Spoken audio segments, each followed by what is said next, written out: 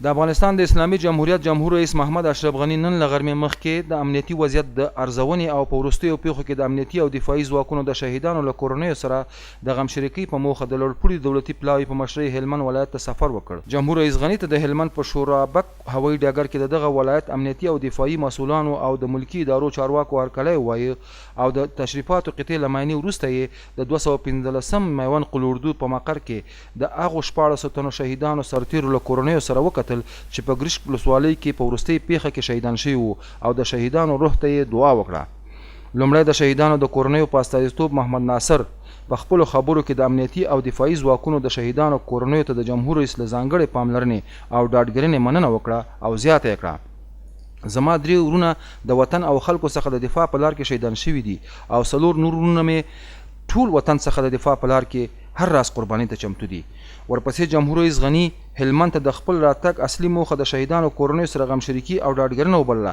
زیاته یې کړه دا شهیدان د وطن هغه صادق بچیان وو چې له خپل هیواد او خلکو څخه یې دفاع کوله. مننه چې داسې اولادونه او ورونه مو روزلي وو. جمهور رئیس غنی د شهیدانو کورنیو ته ډاډ ورکړ چې د ګرشک ولسوالۍ د پیښې د څېړلو په موخه یې د کورنیو چارو وزارت او د ملي دفاع وزارت ګډ پلاوی ټاکلی دی. جمهور رئیس ټینګار وکړ چې د شهیدانو کورنیو ته رسیدګي کیږي او د ټپیانو د درملنې په خاطر به جدي ګامونه واخیستل شي. وروسته د جمهور رئیس غنی په مشرۍ امنیتي غونډه جوړه شوه چې له کابل څخه د ورغلي لوړپوړي پلاوي پر ګډون سربیره د هلمند ولایت د امنیتي او دفاعي ځواکونو قمندانانو او منصوبینو پکې برخه واخیسته. په پیل کې د 215 میوند قلوردو قمندان برید جنرال ولی محمد احمدي جمهور رئیس ته د پریزنټیشن په بڼه د هلمند او د 215 میوند قلوردو تر پوښښ لاندې سیمو وضعیت په اړه معلومات ورکړل.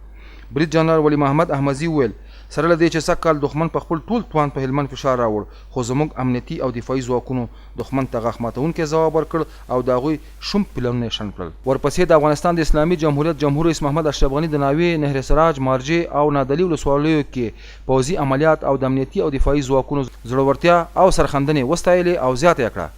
دا بریالیتوب په هلمند ولایت کې د امنیتي او دفاعي ارګانونو ترمنځ د ښې همغږۍ نتیجه وه. هغه دا چې 215 میوند قلوردو د منظم پلان په اساس کار وکړ ځکه کامیاب شو.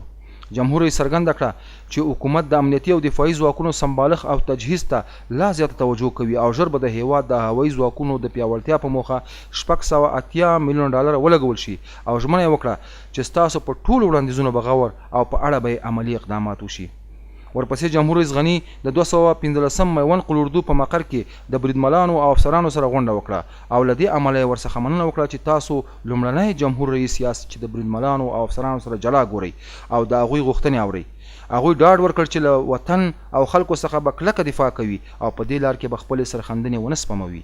جمهور رئیس غنی بریدملانو او افسرانو ته وویل د ملت په استازیتوب له تاسې او ستاسو له کورنیو مننه کوم چې ستاسو په څیر زړور بچیان یې روزلي دي. هغه زیاته کړه تاسې د خپلې خاورې او خلکو ساتندویان یاست او په خپلو قربانیو مو راتلونکي 15 نسلونه خوندي کړي دي. همداراز جمهور رئیس غنی په یو جلا غونډه کې د 215 میوند قلوردو له سرتیرو سره وکتل.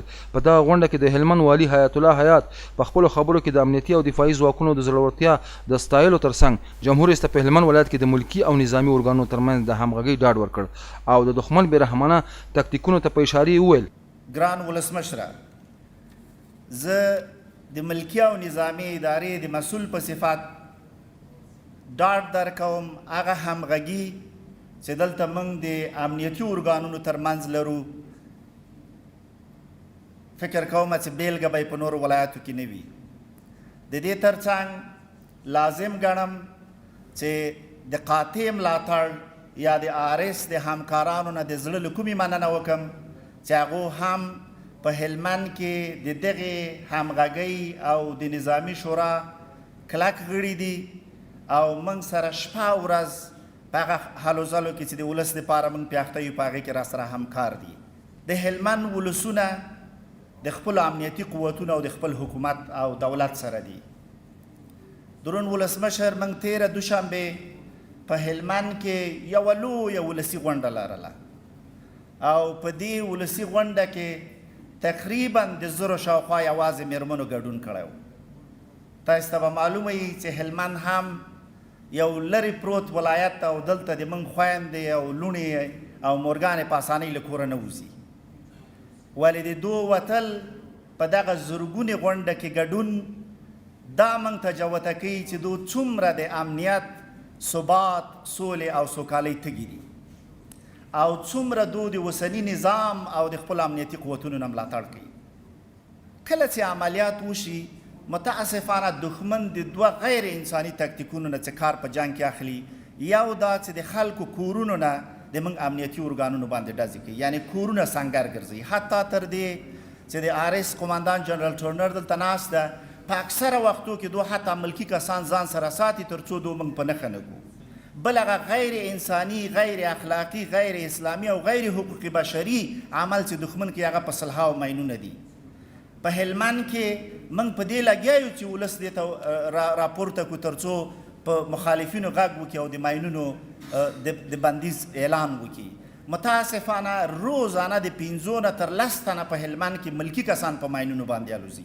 همدارنګه غونډې ته د 215 میوان قلوردو قماندان برید جنرال ولی محمد احمدزي په خپلو خبرو کې جمهور رئیس ډاډ ورکړ چې ځواکونه د دښمن پر وړاندې په لوړ مورال جنګيږي او امنیتي او دفاعي ځواکونو ته یې د هغه له پاملرنې څخه په مننې ویل. 215 میوان قلوردو د سرتیر نه نیولې پیادر جنراله پورې دا د دښمن په مقابل کې جنګیږي. دا نه چې صرف د اتاق نه کومنده کوي، دوی آماده دي هر لحظه زما په شمول چې د دښمن په مقابل کې په هر سیمه کې د هلمند وجنګیږي او دوی نیست و نابود کو د منطقې نه یې وشړو. جناب رئیس صاحب جمهور بې له کوم تملقه ټول افغان امنیتي ځواکونه په دې باندې فخر کوو چې همیشه خپل زخمیان په شفاخانو کې وینو او تاسې د دونه مصروفیتو باوجوده تاسې زموږ هر سرتیری هلته ویني او په غېږ کې نیسئ او د هغه په وینو ډک جامې تاسې ښکلوئ. دا زموږ د ټولو افغان امنیتي سرتیرو لپاره یو ډیر د فخر ځای بولم. ورپسې جمهور رئیس غني سرتیرو ته په خطاب کې ویل ستاسو سرښندنو د جنگ تاریخ بدل کړ او هغوی ته یې د دغه بریالیتوب مبارکي ورکړه، زیاته یې کړه. نن هلمند د افغانستان امنیتي و دفاعي ځواکونو ګټلې او بې له دې نه چې تا ته لاس ورکړي او ننواتو کې مننه. این تنها یک دستاورد موقتی نیست، این چیز است که قانون اساسی افغانستان هدایت میکنه.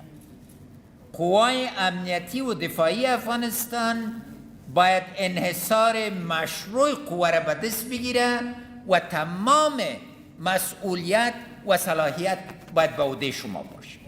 دا د ولس غوښتنه ده او جناب والي صاحب د ولس له ملاتړ نه او تاسې د ستر رول نه په دې چې ولس هم قانع کړی چې اردو د دوی ده، پولیس د دوی ده، امنیت ملي د دوی ده، تاسو نه مننه.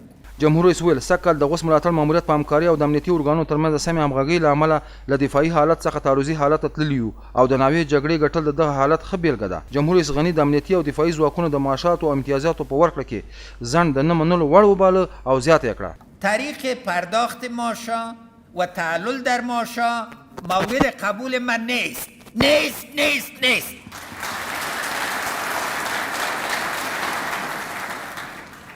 او هر سلسله ضروری کابل بانک کوی سیخه که نسی کوی بدلون باید راسی و هر خانواده سرباز و افسر و بریدمل ما باید بفهمه که ماشی امتیازاتش به وقت میرسه. دا اتاس گوختنه ده، دا ما تا اتاس امر ده او زه اتاس امر عملی کو. جمهور رئیس غني له بریدملۍ څخه افسرۍ ته د بریدملانو د ارتقا او د هغوی د جنګي تجربو د قدردانۍ په اړه وویل. مسئله اولی که ما بر بریدملای ما مژده دادم است که اولین کورس ارتقای 100 بریدمل به افسرای وزارت محترم داخله در مراحل آخر است. از وزیر صاحب داخله از خاطر همکاریشون توجهشون، وزیر صاحب دفاع از خاطر تعلیم و تربیه و وزیر صاحب داخله از خاطر. اما این اول کار است برای بریدملای ما زمینه ترفیع به افسری که خواسته تان است عملی میشه.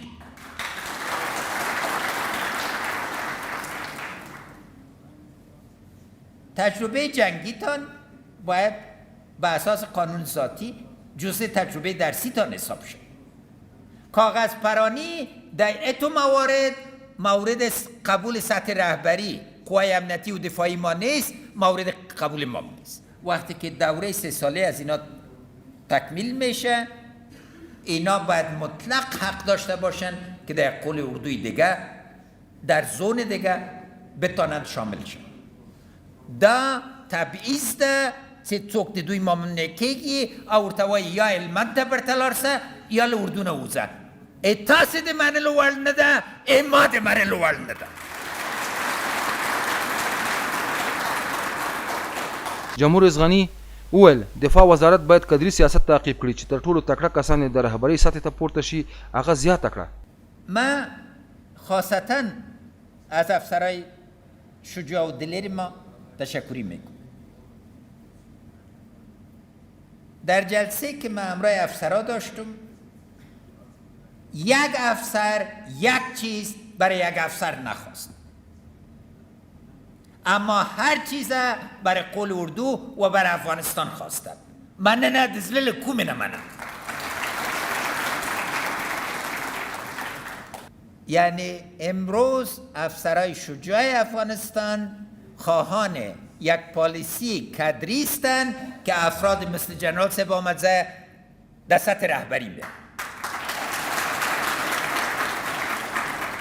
دشمن سر ظرفیت شما محاسبه غلط کرده. اینا فکر کردن اگه به غور برن و غور دوردست است، قوای امنیتی و دفاعی افغانستان مدیریتش کرده نخواد دانستن. اما امروز در غور کشتایشان به جای مانده، مثل که در نقاط دیگه است.